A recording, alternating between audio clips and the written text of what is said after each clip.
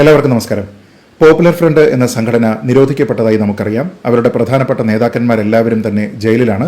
പല സമയത്തായിട്ട് പലരും ജാമ്യാപേക്ഷയൊക്കെ വിവിധ കോടതികളിൽ കൊടുക്കുന്നുണ്ടെങ്കിലും കോടതികളൊന്നും തന്നെ അനുഭാവപൂർവ്വം അത് പരിഗണിക്കാറില്ല.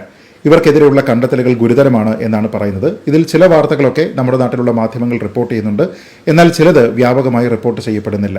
അത്തരത്തിൽ ഒരു വിധി ഇന്നലെ ഉണ്ടായി. ഡൽഹി ഹൈക്കോടതിയിൽ നിന്നാണ് പോപ്പുലർ ഫ്രണ്ട് നേതാവ് അറസ്റ്റിലായിരിക്കുന്ന അബൂബക്കർ അദ്ദേഹത്തിന്റെ ജാമ്യവുമായി ബന്ധപ്പെട്ട് അദ്ദേഹത്തിന് ആരോഗ്യ പ്രശ്നങ്ങളുണ്ട് തുടങ്ങിയ കുറേ കാര്യങ്ങളെല്ലാം പറഞ്ഞുകൊണ്ട് ജാമ്യം വേണം എന്ന് പറഞ്ഞ് ഡൽഹി ഹൈക്കോടതിയിൽ പോയതാണ്. NIA-ക്ക് എതിരെയാണ് ഈ കേസ്. എന്നാൽ ആ കേസിൽ ഹൈക്കോടതി പറഞ്ഞിരിക്കുന്ന വിധി എന്താണ് എന്നതിനെപ്പറ്റി അധികം മലയാള മാധ്യമങ്ങളൊന്നും തന്നെ റിപ്പോർട്ട് ചെയ്തിട്ടില്ല. എന്നാൽ ഇത് വളരെ ഗുരുതരമായിട്ടുള്ള ചില കണ്ടെത്തലുകൾ, പരാമർശങ്ങൾ ഒക്കെയുള്ള വിധിയാണ്. അതുകൊണ്ട് ആൾക്കാരിലേക്ക് അത് എത്തണം എന്നുള്ള ഉദ്ദേശത്തിലാണ് ഈ വീഡിയോ ചെയ്യുന്നത്. ഇതിലുള്ള ഒന്നാമത്തെ കാര്യം, പോപ്പുലർ ഫ്രണ്ട് എന്നത് ഒരു തീവ്രവാദ സംഘടനയാണ് എന്ന രീതിയിലുള്ള ഒരു പരാമർശമാണ്.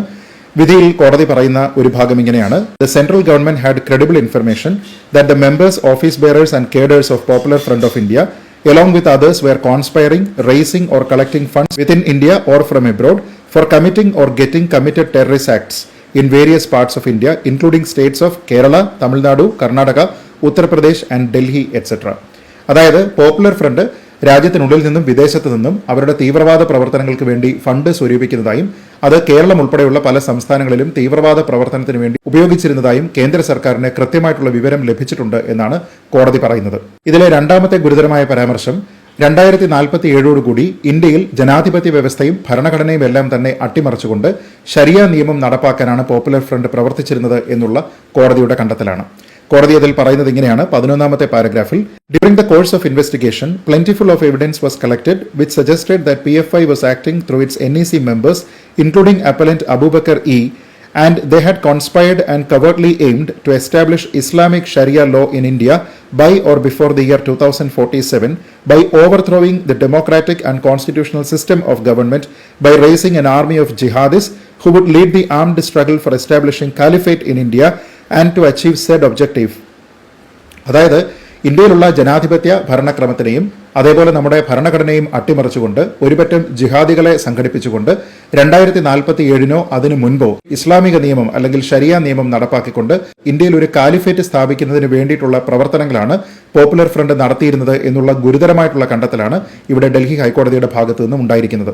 അത് എങ്ങനെ ചെയ്യാനാണ് അവർ പദ്ധതി തയ്യാറാക്കിയിരിക്കുന്നത് എന്നതിനെക്കുറിച്ചും ഇതിൽ പറയുന്നുണ്ട്. ഒന്ന്, using social and political activities of PFI and its frontal organisations to attract large number of Muslim youths. Popular Front അല്ലെങ്കിൽ അതിന്റെ മറ്റുള്ള സംഘടനകൾ വഴി മുസ്ലിം യുവാക്കളെ കൂടുതലായിട്ട് ഈ സംഘടനയിലേക്ക് കൊണ്ടുവരിക. രണ്ട്, inciting enmity and hatred against the Hindus by propaganda of Islam in danger in India and atrocities being committed against the Muslims by Hindus and Hindu organizations. ഇന്ത്യയിൽ മുസ്ലിങ്ങൾ വലിയ അപകടത്തിലാണ് എന്ന രീതിയിലത്തേക്കുള്ള ഒരു പ്രചരണം ഉണ്ടാക്കുക, ഹിന്ദുക്കളും ഹിന്ദു സംഘടനകളും അവരെ ലക്ഷ്യം വെക്കുന്നു എന്ന രീതിയിലത്തേക്കുള്ള ഒരു പ്രൊപ്പഗണ്ട നടപ്പാക്കുക എന്നുള്ളതായിരുന്നു രണ്ടാമത്തെ കാര്യം. മൂന്ന്, identifying Muslim youth gullible to such propaganda and radicalising them for participating in jihad. ഇത്തരത്തിലുള്ള പ്രചരണത്തിൽ വീണു പോകുന്ന മുസ്ലിങ്ങളെ റാഡിക്കലൈസ് ചെയ്തതിനു ശേഷം അവരെ ജിഹാദികളാക്കി മാറ്റുന്നതിന് വേണ്ടിയിട്ടുള്ള ഒരു പ്രവർത്തനം.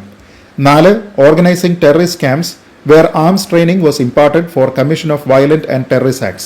4, സായുധ ക്യാമ്പുകൾ നടത്തുക, അവിടെ വളരെ വയലന്റ് ആയിട്ടുള്ള തീവ്രവാദ പ്രവർത്തനങ്ങൾക്ക് വേണ്ടി ആയുധ പരിശീലനം ജിഹാദികൾക്ക് നൽകുക എന്നുള്ളതായിരുന്നു. 5, raising funds and distributing them for terrorist activities and for procurement of weapons. 5, വലിയ രീതിയിൽ ധനസമാഹരണം നടത്തി ആയുധങ്ങൾ വാങ്ങുന്നതിനും തീവ്രവാദ പ്രവർത്തനങ്ങൾക്കും വേണ്ടി അതിനെ ഉപയോഗിക്കുക. 6, creating hit squads by recruitment of radicalised Muslim youth to eliminate Hindu leaders and to create an army. അതായത് 6ാമത്തെ പോയിന്റിൽ പറയുന്നത് റാഡിക്കലൈസ് ചെയ്യപ്പെട്ട മുസ്ലിം യുവാക്കളെ ചേർത്ത് സായുധമായിട്ടുള്ള ഒരു ആർമി ഉണ്ടാക്കുക, അതുവഴി ഹിന്ദു നേതാക്കളെ എല്ലാം തന്നെ ടാർഗറ്റ് ചെയ്യാൻ വേണ്ടിയിട്ട് ഹിറ്റ് സ്ക്വാഡുകൾ ഉണ്ടാക്കുക എന്നതായിരുന്നു. 7ാമത്തേത്, inciting its members to join ISIS and implement ISIS tactics for establishment of caliphate in India. അവരുടെ അംഗങ്ങളായിട്ടുള്ള ആൾക്കാരെ എല്ലാവരെയും ഐസിസിൽ ചേർന്ന് ഒരു കാലിഫേറ്റ് ഇന്ത്യയിൽ ഉണ്ടാക്കുന്നതിന് വേണ്ടി ശ്രമിക്കുക തുടങ്ങിയ കാര്യങ്ങളാണ്. അതീവ ഗുരുതരമായിട്ടുള്ള കണ്ടെത്തലുകളാണ് ഇവയെല്ലാം. എന്തുകൊണ്ടാണ് ഇവയൊന്നും തന്നെ മാധ്യമ ശ്രദ്ധ നേടാഞ്ഞത് എന്നുള്ളതാണ് എന്നെ അത്ഭുതപ്പെടുത്തുന്നത്. ഇനി ഇതിലെ മൂന്നാമത്തെ ഞെട്ടിപ്പിക്കുന്ന കണ്ടെത്തൽ, such statements also go on to show that the objective of such weapon training was with the idea of overthrowing the democratically elected government to replace the constitution of India with a caliphate sharia law. ഇത്തരത്തിലുള്ള സായുധ പരിശീലനമെല്ലാം നടത്തിയതിനു ശേഷം ഇന്ത്യയിലുള്ള ജനാധിപത്യ ഭരണ സംവിധാനത്തിനെ അട്ടിമറിച്ചുകൊണ്ട് നമ്മുടെ ഭരണഘടനയെ അസാധുവാക്കിക്കൊണ്ട് ഇസ്ലാമിക ശരിയ നിയമം ഇവിടെ നടപ്പാക്കുന്നതിന് വേണ്ടിയാണ് പോപ്പുലർ ഫ്രണ്ട് പ്രവർത്തിച്ചത് എന്നാണ് ഡൽഹി ഹൈക്കോടതി കണ്ടെത്തുന്നത്. വളരെ ഗുരുതരമായിട്ടുള്ള കണ്ടെത്തലുകളാണ്. ഈ കണ്ടെത്തലുകളെല്ലാം തന്നെ മാധ്യമ ശ്രദ്ധ നേടേണ്ടതാണ്. അത് എന്തുകൊണ്ട് അങ്ങനെ ഉണ്ടായില്ല എന്ന കാര്യം എന്നെ അതിശയിപ്പിക്കുന്നുണ്ട്.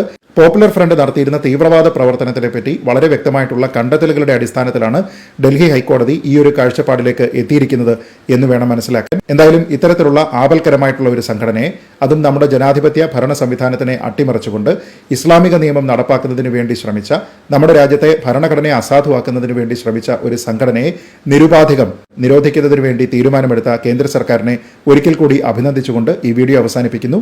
ജയ് ഹിന്ദ്.